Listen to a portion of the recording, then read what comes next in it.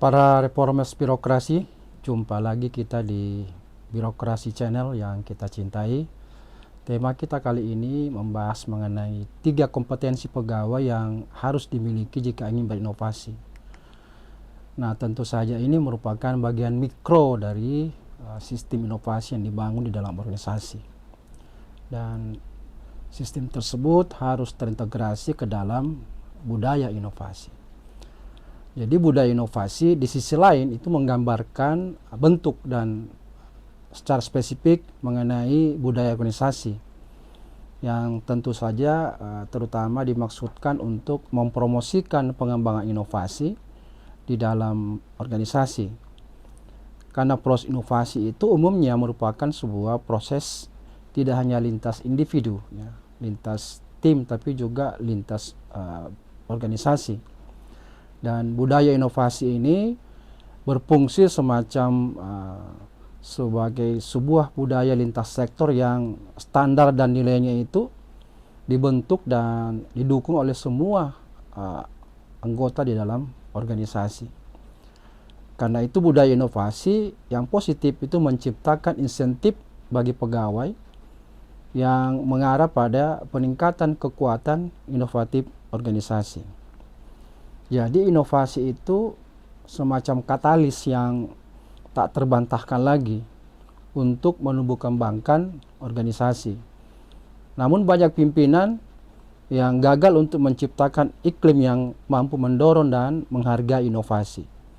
Mengelola kreativitas inovasi itu sama dengan bagaimana seorang pimpinan mengeksplorasi peran daripada semua orang dalam organisasi untuk memicu kreativitas mereka dalam organisasi dan memberikan serta menawarkan wawasan tentang apa yang harus dilakukan oleh pimpinan untuk meningkatkan inovasi yang mampu membawa organisasi itu menjadi sukses. Nah, pertanyaan yang penting itu apa budaya inovasi itu? Nah, jadi inovasi itu hanya dapat berkembang di dalam sebuah budaya yang memang dikembangkan untuk tujuan-tujuan inovatif yang tentu mengedepankan kreativitas pegawai. Nah, karena itu budaya organisasi itu sangat menentukan hubungan dan tindakan para pegawai di dalam organisasi dan membentuk tampilan daripada organisasi bila dipandang dari luar. Karena itu penting untuk mampu organisasi itu menunjukkan kepada publik dirinya secara tidak langsung mengenai bagaimana nilai, norma, sikap, dan paradigma yang dimiliki oleh pegawai secara kolektif yang ditunjukkan melalui karya-karya inovatif. Dalam konteks ini penting kita untuk mengetahui 3 dimensi budaya. Nah, aktivitas inovasi organisasi itu sebagian besar sebenarnya ditentukan oleh budaya mempromosikan inovasi yang mencakup kemampuan. Ya. Ini yang kita akan bahas dan fokus pada tema ini yang disebut dengan innovative capability. Yang kedua adalah kemauan. Nah, ini willingness to innovate dan potensi untuk berinovasi. Nah, ketiga dimensi tersebut itu tidak berdiri sendiri, tetapi saling pengaruh-mempengaruhi. Misalnya saja kemauan untuk berinovasi itu sangat dipengaruhi oleh 2 dimensi lainnya, yaitu kemampuan dan peluang untuk berinovasi. Perubahan pada salah satu dimensi secara otomatis mengakibatkan perubahan pada dimensi lainnya. Oleh karena itu, ide-ide hanya dapat dikembangkan secara efisien dan menjadi inovasi setelah kondisi kerangka kerja yang terkait dengan kemampuan, kemauan, dan peluang dan hak istimewa itu diberikan kepada pegawai untuk mengembangkan ide-idenya menjadi inovasi. Nah, bagaimana inovasi itu mampu mengubah budaya?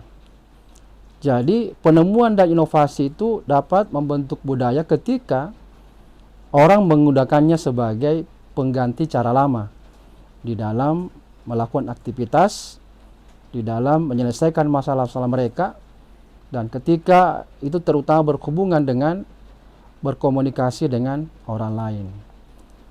Nah, ini pada akhirnya akan mencerminkan nilai-nilai budaya dan penggunaannya mungkin memerlukan norma-norma baru karena situasi dan kegiatan baru yang dialami. Nah, bagaimana budaya inovatif itu membentuk sebuah organisasi? Nah, tentu budaya inovatif di tempat kerja itu menghasilkan optimalisasi kemampuan para pegawai dan kualitas produk maupun layanan yang dibuat itu pada akhirnya mengarah pada perbaikan dari organisasi. Nah, ada 5 teknik yang digunakan untuk mendorong inovasi di dalam organisasi. Yang pertama tentu mengasosiasikan diri atau bergaul. Jadi para inovator itu pada dasarnya memiliki kemampuan untuk membuat hubungan antara pertanyaan, masalah, atau ide yang tampaknya tidak terkait dari berbagai bidang. Hal ini memungkinkan para pegawai untuk melihat ide-ide baru, terobosan, atau teknologi yang terkait dan mungkin memiliki perbedaan, dan penerapannya pada masalah yang mereka hadapi juga akan berbeda. Hal ini dapat membantu mereka untuk menarik kesejajaran antara dua situasi yang terpisah dan kemudian menghasilkan solusi baru yang mungkin belum pernah ada sebelumnya. Yang kedua adalah questioning atau menanyakan. Nah, hendaknya para inovator itu memiliki perasaan senantiasa penasaran. Ya. Jadi mereka secara terus-menerus mengajukan pertanyaan. Mereka ingin memahami bagaimana segala sesuatu itu bekerja dan mereka melakukannya dengan cara-cara tertentu. Jadi mereka para inovator tidak hanya ingin mengerti tetapi juga ingin menantang status quo mereka ya. Dengan berbagai macam pertanyaan-pertanyaan yang muncul di kepala mereka. Sehingga para inovator itu mengajukan pertanyaan-pertanyaan besar dan menantang yang berpotensi mengganggu organisasi sendiri sehingga harus dijadikan jalan keluar di dalam organisasi berupa inovasi-inovasi baru. Yang ketiga adalah observing atau mengamati. Jadi seorang inovator itu selalu harus memiliki perasaan untuk mengawasi.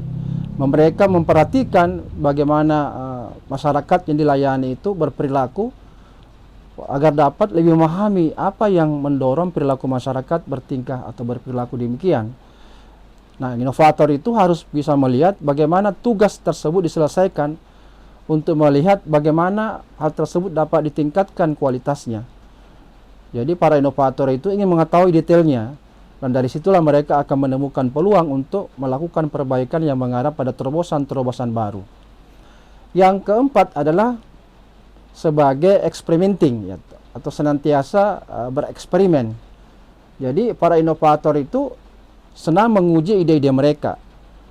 Seringkali mereka membuat prototipe atau proses pengujian untuk melihat apakah ide mereka itu pantas untuk ditingkatkan menjadi sebuah inovasi.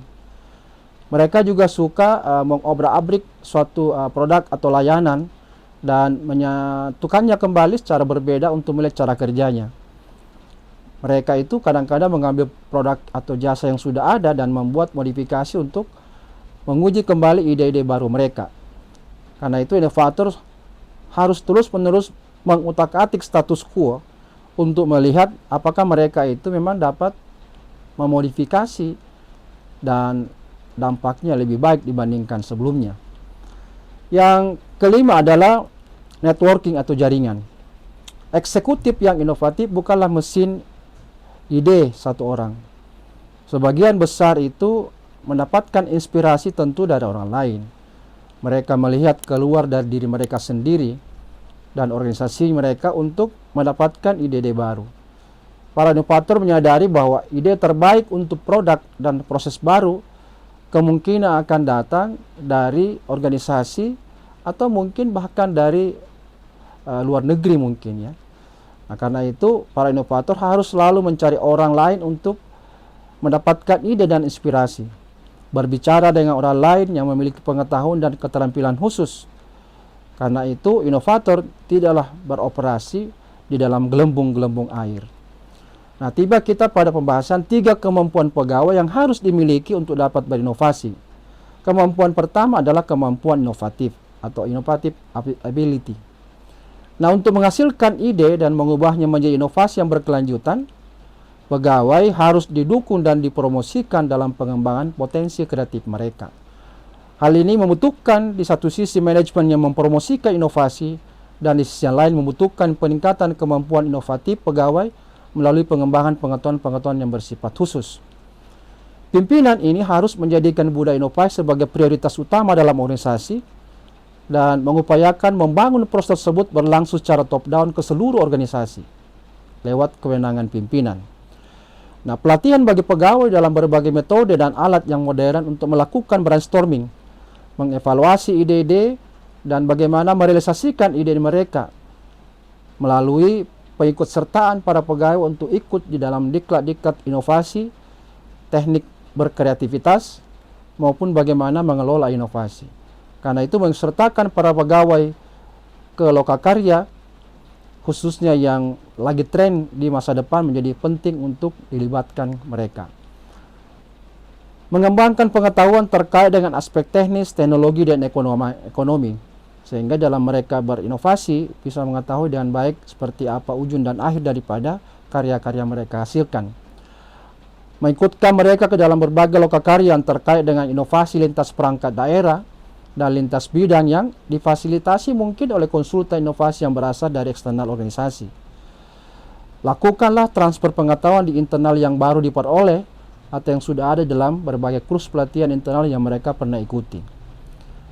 Kemudian, pengetahuan dari eksternal itu harus bisa diadopsi dari berbagai macam sumber, misalnya dengan bekerja sama universitas, lembaga penelitian, organisasi lain, atau dari konsultan inovasi yang berasal dari eksternal. Mereka diberi juga pemahaman mengenai metode penelitian di internet dan berbagai literatur spesialis. Mereka diberi keleluasaan untuk melakukan wawancara dengan para ahli dan didukung dengan pembiayaan.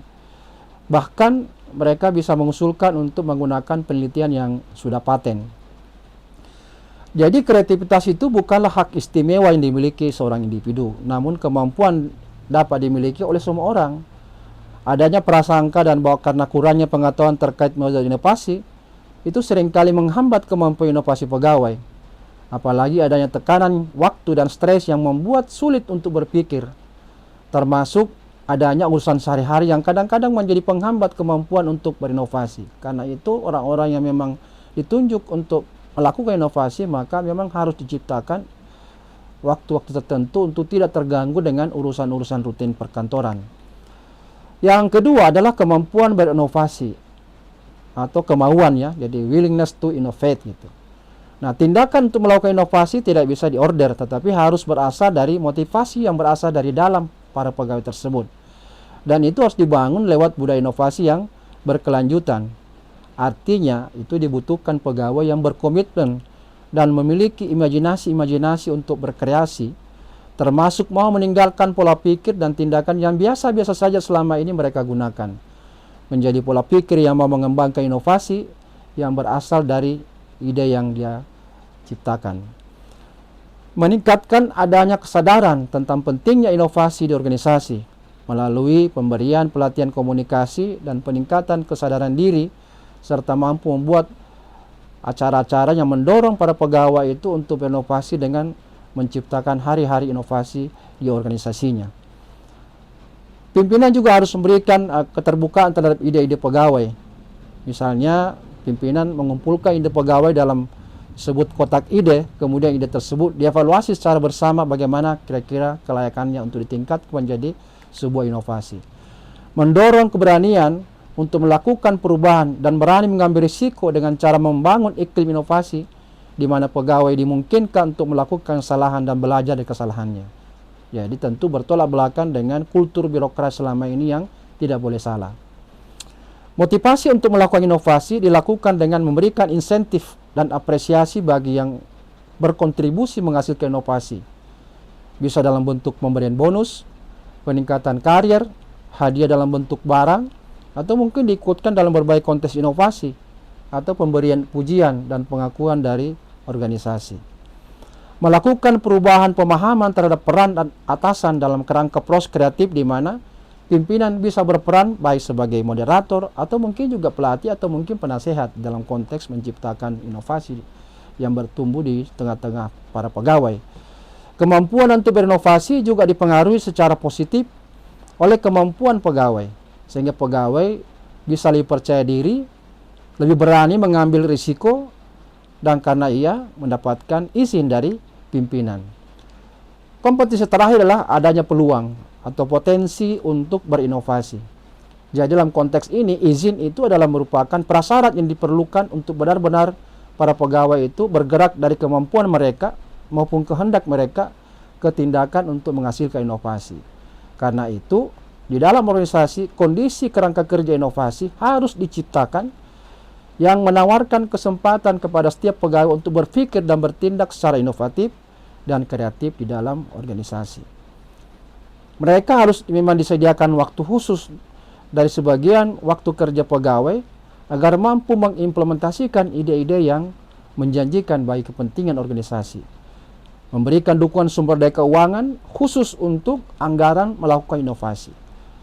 Nah, tujuan yang jelas memang harus ditetapkan mengenai mengapa perlu melakukan inovasi.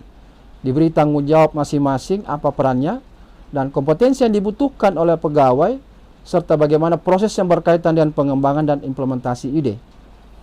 Memastikan bahwa komunikasi yang cepat dan efisien di semua tingkatan hierarki serta menyediakan ruang untuk dapat berkomunikasi secara informal. Harus disusun sebuah struktur pengambilan keputusan yang lebih cepat dan efektif, karena jika terlambat maka inovasinya akan ketinggalan zaman. Karena itu, langkah penting terakhir adalah bagaimana membentuk tim kreatif lintas divisi untuk mengembangkan ide-ide bersama sehingga ide tersebut bisa menjadi inovasi yang layak untuk digunakan. Nah, inilah 3 kompetensi penting yang harus dikuasai oleh seorang pegawai untuk bisa berinovasi, namun tidak terlepas dari peran pimpinan agar para pegawai tersebut bisa memanfaatkan kemampuan, kompetensi, kemauan, dan motivasi mereka untuk berinovasi karena telah mendapatkan izin dari pimpinan. Saya kira ini sepintas pembahasan kita berkaitan dengan 3 kompetensi pegawai yang dibutuhkan jika ingin berinovasi. Salam reformasi birokrasi.